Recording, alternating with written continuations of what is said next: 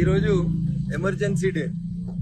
భారతదేశంలో కాంగ్రెస్ పార్టీ ఇందిరాగాంధీ నాయకత్వంలో ప్రజాస్వామ్యాన్ని కూనీ చేసి ప్రజలని జైల్లో పెట్టినటువంటి రోజు.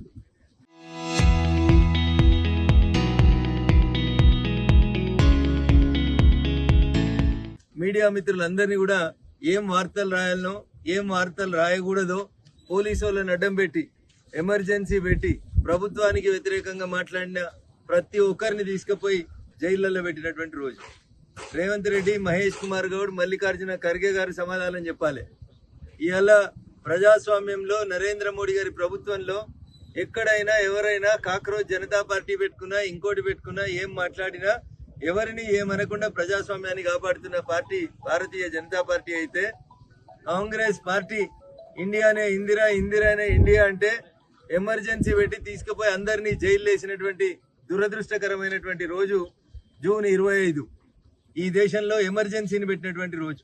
భారతీయ జనతా పార్టీ కార్యకర్తల్ని లోక్ ప్రకాష్, జయప్రకాష్ నారాయణ గారితో మొదలుకుంటే అటల్ బిహారీ వాజ్పేయి గారు, అద్వానీ గారు, గ్రామాల్లో సంఘ కార్యకర్తలందరినీ జైళ్లలో పెట్టి అరాచక పాలనకి తెరదీసినటువంటి ఈ రోజు సందర్భంగా కాంగ్రెస్ పార్టీ ఈ దేశానికి క్షమాపణ చెప్పాలని చెప్పి ఈ సందర్భంగా డిమాండ్ చేస్తా ఉన్నాం. మెదక్ పార్లమెంట్ సభ్యుడిగా ఈ రోజే నేను పార్లమెంట్ లోపల ప్రమాణ స్వీకారం చేసినటువంటి రోజు. మిరుదొడ్డి మండల కేంద్రం, నేను ఎమ్మెల్యేగా పోటీ చేసిన, ఎంపీగా పోటీ చేసిన, మొదటి నుంచి అత్యధిక ఓట్లను ఇచ్చి సపోర్ట్ చేసినటువంటి మండల కేంద్రం మిరుదొడ్డి మండల కేంద్రం. ఈ రోజు మిరుదొడ్డి మండల కేంద్రంలో ఎంపీ లాడ్స్ కింద, MGNREGS కింద దాదాపు 40 లక్షల రూపాయలతోటి వివిధ అభివృద్ధి కార్యక్రమాల లోపల పాల్పంచుకోవడం జరిగింది.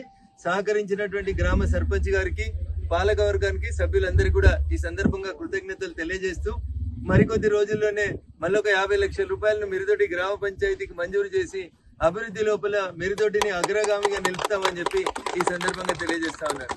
జై హింద్, జై భారత్.